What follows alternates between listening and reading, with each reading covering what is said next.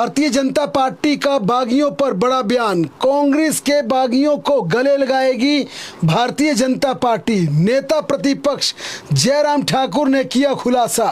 उन्होंने कहा कि बागियों ने भाजपा का साथ दिया, अब भाजपा बागियों को मान सम्मान देगी। आज नेता प्रतिपक्ष एवं पूर्व मुख्यमंत्री जयराम ठाकुर ने बाकायदा प्रेस कॉन्फ्रेंस की और कॉन्फ्रेंस में कई महत्वपूर्ण या बड़े खुलासे उन्होंने किए। उन्होंने सबसे पहले बागियों पर खुलासा किया कि इन बागियों ने हिमाचल प्रदेश में चुनावों के दौरान सरेआम कांग्रेस के एजेंट को दिखाया, अपना वोट दिखाया, भाजपा का साथ दिया। जयराम ठाकुर ने कहा ये साथ बागियों ने इसलिए दिया क्योंकि अपनी ही सरकार, अपनी ही पार्टी पर इन कांग्रेस के विधायकों का विश्वास उठ गया था। जयराम ठाकुर ने कहा कि राज्य की सुखविंदर सिंह सुक्खू सरकार पर ना मंत्रियों का भरोसा, ना विधायकों का, ना कार्यकर्ताओं का, ना जनता का। उन्होंने कहा इस बात का प्रमाण है कि जब यहाँ पर हिमाचल प्रदेश में चुनाव हुआ और चुनाव के दौरान जब मतदान किया गया तो विधायकों ने, जिन 6 विधायकों ने, कांग्रेस के बागी विधायकों ने कांग्रेस की खिलाफत की, उन्होंने ना केवल गोपनीय तरीके से वोट डाला बल्कि वहां पर मौजूद कांग्रेस के एजेंट को दिखाया कि हम सरकार से नाराज हैं, सरकार से नाराजगी है, इसके चलते हम कांग्रेस समर्थित या कांग्रेस द्वारा दिए गए प्रत्याशी को हम वोट नहीं दे रहे हैं, भारतीय जनता पार्टी के कैंडिडेट को वोट दे रहे हैं। उन्होंने कहा कि इससे पता चलता है कि सरकार के प्रति कितनी निराशा, कितना उदासीन रवैया है। जयराम ठाकुर ने कहा कि इन बागियों ने भारतीय जनता पार्टी का साथ दिया तो इन्हें मान सम्मान देना भी हमारा पूरा फर्ज बनता है, लिहाजा ये पूरा मामला केंद्रीय हाईकमान के पास विचाराधीन है और जल्द इस पर फैसला होगा। जयराम ठाकुर ने साफ संकेत दिया कि अब मझधार में इन बागियों को हम नहीं छोड़ेंगे। उन्होंने ये भी कहा कि सुप्रीम कोर्ट का जिस प्रकार से फैसला आया है, इस फैसले को लेकर केंद्रीय हाईकमान पूरी तरह से विचार विमर्श कर रहा है और उन्होंने कहा कि खासकर जो भाजपा का लीगल सेल है, जो लीगल एक्सपर्ट्स हैं, वो इसको एग्जामिन करने में जुटे हैं और जल्द ही भारतीय जनता पार्टी का केंद्रीय हाईकमान इस पर अपना स्टैंड क्लियर करेगा। उन्होंने कुछ और बड़ी बातें कही जिसमें उन्होंने कहा कि सुक्खू सरकार के कुछ एक अधिकारी सीमाएं लांघ रहे हैं। उन्होंने कहा कि इन अधिकारियों को पहले भी कहा गया है कि आप सीमा में रहें, कानून के दायरे में काम करें, राज्य सरकार और प्रदेश के लिए काम करें। लेकिन उन्होंने कहा कि कुछ अधिकारी हमारे जो बिल्कुल जिनकी हमारे पास सूचना है, इक्का दुक्का अधिकारी ऐसे हैं जो अपनी सीमाओं को लांघ रहे हैं। और उन्होंने ये भी कहा कि कांग्रेस के भविष्य के साथ अपना भविष्य न जोड़े ये अधिकारी। यहाँ पर जयराम ठाकुर ने साफ चेतावनी दी। साथ ही उन्होंने कहा 1500 रुपए मिलने का चुनावी स्टंट फिर कांग्रेस ने शुरू कर दिया। पहले विधानसभा चुनावों के दौरान बाकायदा महिलाओं से फॉर्म भरवाए गए, अब लोकसभा चुनावों के आते ही फिर फॉर्म भरवाने का सिलसिला शुरू कर दिया है, लेकिन इसकी बाकायदा चुनाव आयोग से शिकायत की गई है। उन्होंने ये भी कहा कि किस प्रकार से शक्तियों का दुरुपयोग किया गया। भारतीय जनता पार्टी के 15 विधायकों को सस्पेंड कर बजट को पारित किया गया, वरना बजट पारित नहीं हो सकता था। हेल्थ कट मोशन के दौरान वोटिंग मांगी गई, डिवीजन मांगा गया, लेकिन वोटिंग नहीं दी गई। उन्होंने कहा कि सरकार से हर कोई नाराज है, विधायकों ने इसलिए दिखाकर वोट डाला था। मंत्री रोते हुए कैबिनेट से बाहर निकल रहे हैं। पहले कैबिनेट होती नहीं थी, लेकिन जब लोकसभा चुनाव आया तो रोजाना कैबिनेट हुई गई, कैबिनेट बैठकें बुलाई गई। उन्होंने कहा कि जो कभी चुनाव नहीं जीते, जो कभी इलेक्ट्रोल पॉलिटिक्स में जिन्होंने हिस्सा नहीं लिया, अब उन्हें महत्वपूर्ण पदों पर बिठाया गया, कैबिनेट रैंक बांटे गए हैं और वही सरकार चला रहे हैं। जयराम ठाकुर ने कहा कि सरकारी होर्डिंग नहीं हटे, लेकिन भगवान राम की फोटो हटाई जा रही है, भगवान राम के अयोध्या के मंदिर वाले होर्डिंग हटाए जा रहे हैं। उन्होंने कहा यह सरकार ज़्यादा दिन चलने वाली नहीं है। जयराम ठाकुर ने भारतीय जनता पार्टी के संदर्भ में कुछ और बातें की, जिसमें उन्होंने ये कहा कि भाजपा 2 सीटों पर जल्द घोषणा कर देगी, लेकिन उन्होंने कहा कि इन परिस्थितियों में किसी सिटिंग विधायक को टिकट नहीं दिया जाएगा। जयराम ठाकुर से जब यह सवाल पूछा गया गया क्या मंडी से वह भी प्रत्याशी है? तो उन्होंने कहा कि जो वर्तमान परिस्थितियां हैं उन परिस्थितियों में संभवतः ये स्पष्ट हो रहा है कि ना भाजपा टिकट देगी, और उन्होंने ये कहा कि इन परिस्थितियों में शायद कांग्रेस भी किसी सिटिंग विधायक को टिकट ना दे। मीडिया ने उनसे ये भी पूछा क्या कांग्रेस के किसी नाराज नेता को मंडी से टिकट दिया जा सकता है? उस पर जयराम ठाकुर ने कहा ये तमाम केंद्रीय हाईकमान के पास मसले हैं। उन्होंने इतना जरूर कहा कि जल्द ही कांगड़ा और मंडी के टिकट पर फैसला कर दिया जाएगा। इसके टिकट आवंटन को लेकर जल्द दिल्ली फैसला कर देगी। उधर कांग्रेस की बात करें तो कांग्रेस भी टिकटों पर मंथन किया। लोकसभा चुनावों के प्रत्याशियों को लेकर मंगलवार को दिल्ली में कांग्रेस वर्किंग कमेटी की बैठक हुई। इसमें राष्ट्रीय अध्यक्ष खड़गे समेत सोनिया गांधी, राहुल गांधी, प्रियंका गांधी व मुख्यमंत्री सुखविंदर सिंह सुक्खू और कांग्रेस की प्रदेश अध्यक्ष प्रतिभा सिंह भी मौजूद रही। हिमाचल के नेताओं ने प्रत्याशियों का बाकायदा पैनल बनाया। इस पैनल को दिया, इसमें तीन नाम सुझाए गए हैं। स्क्रीनिंग कमेटी में ये पैनल दिया गया। अब कांग्रेस इलेक्शन कमेटी फाइनल करेगी कि हिमाचल प्रदेश में कांग्रेस के किस कैंडिडेट पर अंतिम मोहर लगवाई जाए। सर्वे की रिपोर्ट भी इसमें शामिल की गई है, इसे आधार बनाया जाएगा। कल शाम को राजीव शुक्ला के साथ मुख्यमंत्री सुखविंदर सिंह सुक्खू, प्रतिभा सिंह की बैठक हुई। उसमें संगठन के बदलाव को लेकर भी चर्चा हुई। संगठन में नई नियुक्तियों की तैयारियां चल रही हैं। इसी सप्ताह चुनावी कार्यक्रम भी सौंप दिया जाएगा। मंत्री विधायकों को अलग अलग जिम्मेदारी देने के लिए दिल्ली में तय हुआ है। और खबरें ये भी आ रही हैं कि संभवतः प्रतिभा सिंह चुनाव नहीं लड़ सकती हैं। वह ऐसी पेशकश केंद्रीय हाईकमान के समक्ष कर सकती हैं। तो ऐसे में अब सवाल ये उठता है, अगर प्रतिभा सिंह नहीं तो क्या मंडी से कांग्रेस का नया चेहरा होगा? क्योंकि कौल सिंह ठाकुर जिस प्रकार से कद्दावर नेता, उनका बार बार नाम वहां से आता है। या अगर कौल सिंह भी नहीं तो क्या कोई दूसरा चेहरा कौन होगा? क्योंकि विक्रमादित्य सिंह की जिस प्रकार से पहले अटकलें लगती थी, लेकिन इन परिस्थितियों में विक्रमादित्य सिंह को चुनावी रण में कांग्रेस नहीं झोंकेगी, किसी सिटिंग एमएलए को टिकट नहीं देगी। अब ये मंडी को लेकर कांग्रेस के लिए भी बड़ा रहस्य भाजपा के लिए भी है। क्या भाजपा वहां पर गोविंद सिंह ठाकुर या फिर बिहारी लाल या फिर अजय राणा या कंगना रनावत, क्योंकि कंगना रनौत का एक बार फिर नाम अचानक सामने आया कि कंगना रनौत को चुनावी रण में उतारा जा सकता है। भाजपा ने महिलाओं की बात की थी।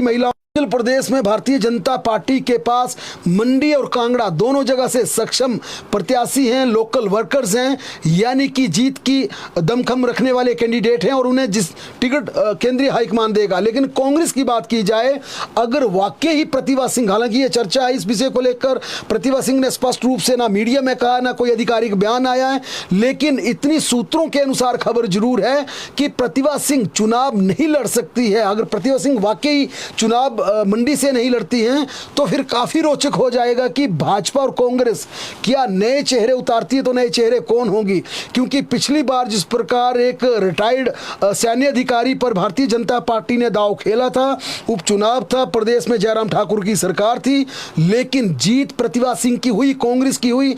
उपचुनाव का वही मोमेंटम था जब प्रतिभा सिंह वहां से जीत कर आई, विधानसभा की सीटों पर कांग्रेस ने जीत हासिल की। वहीं से जनरल इलेक्शन यानी कि विधानसभा चुनावों की जीत की पटकथा हिमाचल प्रदेश में कांग्रेस ने लिखी थी। लेकिन इस बार चूंकि देखा जाए तो प्रतिभा सिंह पिछला उपचुनाव जीती हैं, इस बार कैंडिडेट नहीं बनती है, तो काफी रोचक हो जाएगा कि मंडी संसदीय क्षेत्र से कांग्रेस और भाजपा दोनों पार्टियों का चेहरा कौन होते हैं। अगर कांगड़ा की बात की जाए तो कांगड़ा को लेकर फिलहाल कोई स्थिति स्पष्ट होती नजर नहीं आ रही है वहां से, क्योंकि जिस प्रकार से भाजपा के वहां से पहले त्रिलोकपुर का टिकट फाइनल माना जा रहा था, लेकिन बाद में कहा गया कि दिल्ली से इस प्रकार की डायरेक्शन है कि त्रिलोकपुर के अलावा कोई दूसरे विकल्प देखिए। फिर राजीव शर्मा का नाम वहां से सुझाया गया था कि वे एक अच्छे राजीव भारद्वाज एक अच्छे प्रत्याशी हो सकते हैं। अगर राजीव भारद्वाज भी नहीं तो तीसरा कौन, इस पर भी दिल्ली में मंथन चल रहा है और माना जा रहा है कि कांगड़ा और मंडी इन दोनों सीटों को लेकर भाजपा जल्द ऐलान कर सकती है। रही बात कांग्रेस की, तो कांग्रेस में माना जा रहा है कि स्क्रीनिंग कमेटी में कम से कम शिमला के टिकट पर फैसला हो सकता है। शिमला को लेकर खुलासा कर सकती है कांग्रेस, क्योंकि इस समय कांग्रेस के लिए भी ये मैसेज देना बेहद जरूरी है कि भाजपा ने 2 टिकट फाइनल कर लिए हैं, तो 1-2 टिकट हम भी फाइनल कर लें। रोचक है, क्योंकि अभी स्क्रीनिंग कमेटी में ये मामला जाएगा। स्क्रीनिंग कमेटी में इन पैनल को लेकर जब स्क्रीनिंग होगी फिर ये स्पष्ट होगा। जो 3 नाम पैनल में रखे गए, पिछले कल भी हमने अपने लाइव स्ट्रीम में स्पष्ट कहा था कि 3 नाम पैनल में रखे गए और 3 नाम वे कौन हो सकते हैं। जहां तक बागियों का मसला, भारतीय जनता पार्टी, चूंकि जिस प्रकार से जयराम ठाकुर ने आज साफ प्रेस कॉन्फ्रेंस बुलाकर यह स्पष्ट कर दिया कि बागियों को मान सम्मान दिया जाएगा, हम उन्हें बीच में नहीं छोड़ेंगे, उन्होंने भाजपा का साथ दिया, हम उनका साथ देंगे। अब ये काफी रोचक है, यहाँ पर 6 बागी हैं। क्या ये 6 के 6 बागी चुनाव जीत सकते हैं? केंद्रीय हाईकमान भारतीय जनता पार्टी का इस पर विचार कर रहा है। अगर 6 के 6 चुनाव नहीं जीत सकते तो जीतने वाले जिताऊ चेहरे कौन है जो यहां पर टिकट देने के बाद जीत सकते हैं? क्योंकि जयराम ठाकुर ने स्पष्ट कहा है मान सम्मान देंगे। अगर टिकट ना मिला तो उनको क्या मान सम्मान मिलेगा? क्या संगठन में उनको कोई कामकाज मिलेगा? क्योंकि 6 बागियों में जिस प्रकार के भाजपा का सर्वे शुरू हो गया कि कौन जीत सकता कौन नहीं जीत सकता, इतना लगभग साफ है कि कम से कम 2 बागियों को भारतीय जनता पार्टी टिकट दे सकती है। जिन 4 बागी नेताओं को टिकट नहीं मिलेगा, आखिर उनका क्या होगा? क्या वे भारतीय जनता पार्टी के संगठन में काम करेंगे या उन्हें इस बात के लिए भी प्रेरित किया जाएगा आप निर्दलीय चुनाव लड़िए, ताकि कम से कम वो एक जो उनका पर्सनल वोट है वो वोट वो ले सकें और सीधा चुनावी रण में भाजपा और कांग्रेस का मुकाबला हो। यानी कि यहां पर भी भारतीय जनता पार्टी के केंद्रीय हाईकमान को, बेशक लोकसभा का चुनाव है, इस समय केंद्रीय हाईकमान का पूरा फोकस तमिलनाडु में है, जहां पर एक आईपीएस अधिकारी को पार्टी का जिम्मा सौंपा गया है, उनको दायित्व दिया गया है वेस्ट बंगाल, जहां पर भाजपा ममता बनर्जी से लड़ रही है, महाराष्ट्र में जहां राज ठाकरे को अपने साथ मिलाकर भाजपा ने बड़ा दांव खेला है, या बिहार में जहां नीतीश को अपने साथ मिलाया है। यानी कि भारतीय जनता पार्टी केंद्रीय हाईकमान का इस समय बेशक फोकस पूरी तरह से लोकसभा चुनावों पर है, बड़े बड़े राज्यों पर है, द्रविड़ की राजनीति पर है, दक्षिण भारत की तरफ है, लेकिन हिमाचल को भी केंद्रीय हाईकमान भूला नहीं है। इन परिस्थितियों में अगर विधानसभा का उपचुनाव होता है तो इन 6 में से किन 2 को टिकट दिया जाए और किन्हें संगठन में शामिल किया जाए, ताकि उनको कम से कम यह आश्वासन दिया जाए कि आने वाले वक्त पे आपको, अगर भारतीय जनता पार्टी की निकट भविष्य में सरकार बनती है, आपको मान सम्मान मिलेगा, अच्छा पद मिलेगा, फिर आप संगठन में काम कीजिए। और यहाँ पर यह भी देखा जा रहा है बड़े स्तर पर कि कौन 6 में से 2 या 3 बंदे जीत सकते हैं, बागी नेता जीत सकते हैं, कौन 2 से 3 ऐसे नेता जो संगठन के लिए, भाजपा के लिए अच्छे कारगर साबित हो सकते हैं। ये ऐसे कौन हैं जिन्हें सिर्फ आश्वासन दिया जाए, आगे चलकर सरकार आती है तो एडजस्ट किया जाए, या ऐसे कौन है इनमें से जो नेता इंडिपेंडेंट चुनाव लड़के एक अपना, जो उनका अपना पर्सनल वोट है, जो अपना उनका चाहे कम वोट हो, वो वोट लेकर भाजपा की राह आसान कर सकते हैं। यानी कि भाजपा बड़े स्तर पर रणनीति बना रही है। अगर हिमाचल प्रदेश में लोकसभा के साथ उपचुनाव होता है तो किस प्रकार से 6 की 6 सीटों को जीता जाए। उधर अगर मुख्यमंत्री सुखविंदर सिंह सुक्खू की बात की जाए, जिस प्रकार से उन्होंने बागियों पर अटैक किया, जिस प्रकार से पहले दिन से उन्होंने बागी नेताओं को टारगेट किया, चाहे वो काले नाग की संज्ञा हो, चाहे कई तरह के आरोप लगाने की बात हो, मुख्यमंत्री पूरी तरह से ये साबित करने में कोई कसर नहीं छोड़ रहे हैं कि ये वो 6 लोग हैं जो अपनी पार्टी के सगे ना हुए तो भाजपा के कैसे होंगे। मुख्यमंत्री इसी बात को लेकर चुनावों में जाएंगे, जनता से अपील करेंगे। एक मजबूत सरकार जिसने 68 में से 45 सीटें जीती थी, उस सरकार को अस्थिर करने का प्रयास किया, गिराने का प्रयास किया। क्या ऐसे बागी नेताओं को बड़े स्तर पर देश की राजनीति को स्थिरता प्रदान करने के लिए दल बदल विधेयक लाया गया, लेकिन इस एंटी डिफेक्शन लॉ के तहत इन 6 बागियों ने सरकार को कमजोर कर दिया। तो क्या ऐसे लोगों को माफ करना चाहिए? इस बात को लेकर मुख्यमंत्री सुखविंदर सिंह सुक्खू जनता में जाएंगे और टारगेट बेशक बागियों पर होगा सीएम सुक्खू का, लेकिन लेकिन सही मायने में उनके निशाने पर भारतीय जनता पार्टी होगी। यानी अगर लोकसभा के साथ अगर ये चुनाव होता है बेहद रोचक होगा, लेकिन बागी चुनाव लड़ेंगे इस प्रकार का इशारा जरूर मिल रहा है। चाहे इंडिपेंडेंट आए या भाजपा से आए, जो ना आए वो बागी इतना भी तय हो गया कि संगठन के लिए काम करेंगे। क्योंकि जयराम ठाकुर का हम ये बार बार तीसरी चौथी बार बोल रहे हैं कि आज बाकायदा प्रेस कॉन्फ्रेंस में जयराम ठाकुर ने यह कहा कि बागियों को मान सम्मान दिया जाएगा। उधर हिमाचल प्रदेश की ब्यूरोक्रेसी की बात की जाए तो अतिरिक्त मुख्य सचिव ओंकार शर्मा को केंद्रीय चुनाव आयोग ने गृह सचिव का दायित्व सौंपा है। एसीएस ओंकार शर्मा जिस प्रकार के धाकड़ अधिकारी हैं, जिस प्रकार की उनकी कार्यशैली है, अब उन्हें गृह सचिव का इस चुनावी बेला में महत्वपूर्ण दायित्व सौंपा गया है। और ओंकार शर्मा को लेकर एक बात कही जाती है, सिद्धांतों की अपने सिद्धांतों के आधार पर अपना कामकाज करते हैं। उनकी कार्यशैली इस प्रकार की है, ना झुकते हैं ना डरते हैं, दबंग उनका पूरी तरह से एक उनकी कार्यशैली का एक हिस्सा है। ऐसे में चुनावी बेला में जब केंद्रीय चुनाव आयोग ने कहा कि मुख्यमंत्री कार्यालय और दूसरे महत्वपूर्ण विभागों में, यानी कि जो डायरेक्ट चुनावों से जुड़े हैं, ऐसी दोहरी जिम्मेदारी देखने वाले अधिकारियों को हटाया जाए और देश के 6 राज्यों समेत हिमाचल प्रदेश के गृह सचिव को अभिषेक जैन को भी पिछले कल हटा दिया गया। और इसके लिए बाकायदा राज्य सरकार ने 3 नाम केंद्रीय चुनाव को भेजे।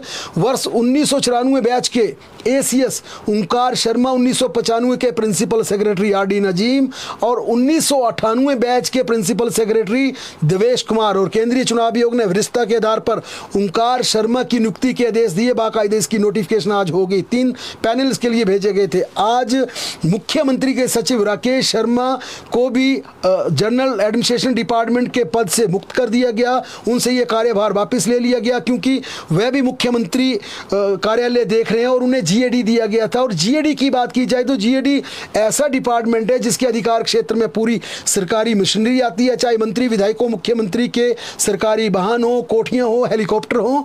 ऐसे में राकेश कंवर से भी जीएडी वापस ले लिया है। अब राज्य सरकार ने केंद्रीय चुनाव आयोग को 3 अधिकारियों का जीएडी के लिए, जीएडी सेक्रेटरी का के लिए नाम भेजे गए। इसमें भी ACS Omkar Sharma, principal secretary D Nazim और प्रिंसिपल सेक्रेटरी देवेश कुमार, ये 3 नाम भेजे गए। और माना ये जा रहा है चूंकि अब ओंकार शर्मा के पास रेवेन्यू है, उसके साथ साथ जल शक्ति है, ट्राइबल अफेयर्स हैं और अब उन्हें यहाँ पर होम का जिम्मा दिया गया है। ऐसे में देवेश कुमार जो की वरिष्ठता में तीसरे नंबर पर आते हैं, 98 बैच के अधिकारी हैं, उन्हें जीएडी मिल सकता है क्योंकि पहले भी जीएडी उनके पास रह चुका है। खुद वह राज्य चुनाव अधिकारी रह चुके हैं, जीएडी को कई वर्षों तक संभाल चुके हैं। इस आधार पर, इस मेरिट के आधार पर देवेश कुमार को चुनाव आयोग जीएडी का जिम्मा दे सकती है। इसी सत्र में हिमाचल प्रदेश में ड्रॉप आउट छात्रों पर फोकस रहेगा। ओपन स्कूलों में छात्रों के दाखिले व परीक्षा के लिए अतिरिक्त समय देना होगा। केंद्रीय शिक्षा विभाग से हिमाचल शिक्षा विभाग को पत्र लिखा गया है। शिक्षा अधिकारी पढ़ाई से छूटे छात्रों का सर्वे करेंगे। केंद्रीय शिक्षा मंत्रालय के स्कूल शिक्षा एवं साक्षरता विभाग ने ये आदेश जारी किए हैं। स्कूल प्रिंसिपल्स हेड को ड्रॉप आउट छात्रों का सर्वे करने के निर्देश दिए गए हैं। बीच में पढ़ाई छोड़ चुके छात्र भी ओपन स्कूल में एग्ज़ाम दे सकेंगे। ओपन स्कूल में साल में 2 बार पढ़ाई करने को मौका मिलता है। हिमाचल में ड्रॉप आउट छात्रों की संख्या बेहद कम है। फिलहाल ड्रॉप आउट छात्रों का वर्ष में 2 बार यानी कि अप्रैल व मई में और अक्टूबर व नवंबर में माध्यमिक, वरिष्ठ माध्यमिक और व्यवसायी पाठ्यक्रम की अलग परीक्षाएं होती हैं। स्कूलों में कैरियर काउंसलिंग व गाइडलाइन सेल अनिवार्य किए गए हैं। शिक्षा विभाग ने जारी किए आदेश। वरिष्ठ शिक्षक सेल का होगा नोडल अधिकारी। एक अन्य शिक्षक को सेल का सदस्य बनाया जाएगा। स्कूलों में 9 विषयों पर छात्रों को गाइडलाइंस मिलेगी। इसमें मोटिवेशन स्पीच, कैरियर गाइडलाइंस, स्वच्छता का पाठ, नशे को लेकर जागरूकता, इलेक्ट्रॉनिक्स मीडिया व सोशल नेटवर्क का इस्तेमाल पर काउंसलिंग, आउटडोर इंडोर खेलों पर काउंसलिंग, देश व समाज के कर्तव्यों के बारे में बताया जाएगा। डीसी, एसपी, एसडीएम व उद्योगपति इसमें लेक्चर देंगे। इसी सत्र से कैरियर व गाइडलाइन सेल पर जरूरी है। उपनिदेशक से शिक्षा विभाग ने इसके लिए बाकायदा रिपोर्ट मांगी है। आज एक महत्वपूर्ण बच्चों से जुड़ी खबर, क्योंकि पूरे देश में हिमाचल प्रदेश समेत और ये तमाम जो दर्शक हमारे साथ जुड़े उनके लिए बेहद जरूरी खबर है, क्योंकि सड़क पर जिस प्रकार से कॉटन कैंडी को बेचा जाता है और बच्चे उसे देखकर झपट पड़ते हैं, उसे लेने के लिए जिद करते हैं, उसके सैंपल बड़े स्तर पर फेल हुए हैं। प्रदेश के विभिन्न जिलों से कॉटन कैंडल के सैंपल लिए गए थे, जो कि अधिकतर सैंपल फेल पाए गए हैं। इसके चलते खाद्य सुरक्षा विभाग ने उपमंडल नदौन के तहत बाजार से कॉटन कैंडल के सैंपल भरे थे। कॉटन कैंडल के सैंपल की रिपोर्ट प्राप्त होने से पता चला ये सभी सैंपल फेल पाए गए हैं। इतने नहीं, प्रदेश के दूसरे हिस्सों से भरे सैंपल भी फेल हुए हैं। ऐसे में अब खाद्य सुरक्षा विभाग ने कॉटन कैंडी बनाने वालों पर नजर रख दी है। इन कंपनियों की तरफ छापेमारी की जा रही है। दुकानदारों को भी बता दिया गया है कि कॉटन कैंडल का इस्तेमाल ना करें, क्योंकि इससे पूरी तरह से प्रतिबंध लग चुका है। कॉटन कैंडी खाने का क्रेज बच्चों में सबसे ज़्यादा दिखाई देता है और प्रदेश सरकार ने इसकी बिक्री पर पूर्णतया प्रतिबंध लगा लिया। ये दर्शकों से भी अपील रहेगी, जहां कहीं भी आपको कॉटन कैंडल बिक्री करता हुआ कोई व्यक्ति दिखे, आप अपने बच्चों को दूर रखें और इस प्रकार के लोगों को बिक्री से रोकें, खासकर अपने बच्चों को समझाएं।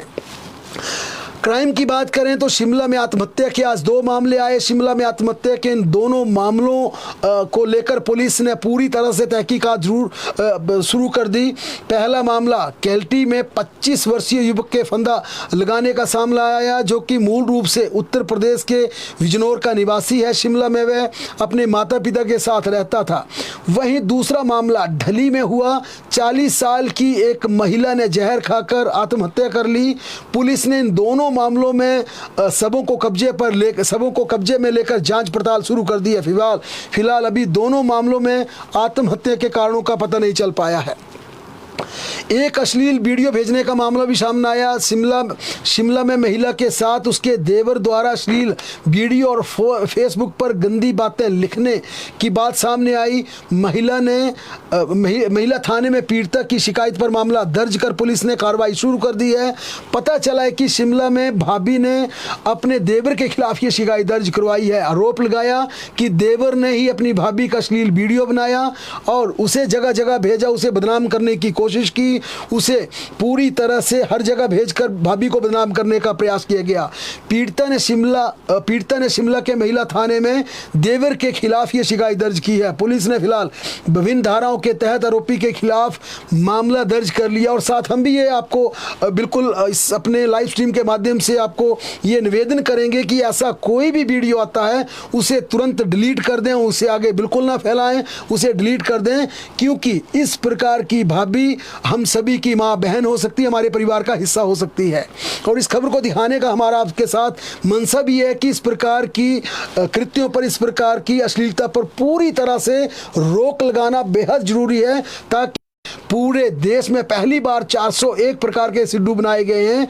आज से पहले 10 से 15 प्रकार के सिड्डू बनाए गए थे, लेकिन आज शिमला के पीट रोड में 401 अलग अलग प्रकार के सिड्डू बनाने का कीर्तिमान स्थापित किया गया। जल्द ही लोगों को इसकी रेसिपी भी बताई जाएगी और इसकी मेजबानी नंदलाल शर्मा कर रहे हैं, जो कि हिमाचल प्रदेश HPTDC के DGM हैं। हिमाचल प्रदेश की शेफ एसोसिएशन इसका आगाज कर रही है। नंदलाल शर्मा ने कहा कि हिमाचल प्रदेश के व्यंजनों को प्रमोट करने के लिए इस प्रकार के कार्यक्रम किए जाते हैं। इसमें हिमाचल प्रदेश के कई अधिकारी भी सम्मिलित हुए। HPTDC के MD राजीव कुमार आए, उन्होंने भी शेफ एसोसिएशन के इन प्रयासों की सराहना करते हुए कहा कि संभवतः इस प्रकार के प्रयासों से हिमाचल प्रदेश के व्यंजनों को देश प्रदेश में ख्याति मिलेगी। अगर मौसम की बात की जाए तो हिमाचल प्रदेश में 21 से 23 मार्च तक भारी बारिश का अलर्ट जारी किया गया है। चोटियों पर हल्की बर्फबारी होगी। मौसम विज्ञान केंद्र ने इसे लेकर येलो अलर्ट जारी किया है। 24 को भी अनेक स्थानों पर मौसम खराब रहेगा। 25 को प्रदेश में मौसम शुष्क रहेगा। आज भी कई स्थानों पर हल्की बारिश दर्ज की गई, यानी कि आने वाले मौसम में ऊंचाई वाले इलाकों में बर्फबारी और अन्य इलाकों में, निचले इलाकों में भारी बारिश का अनुमान लगाया।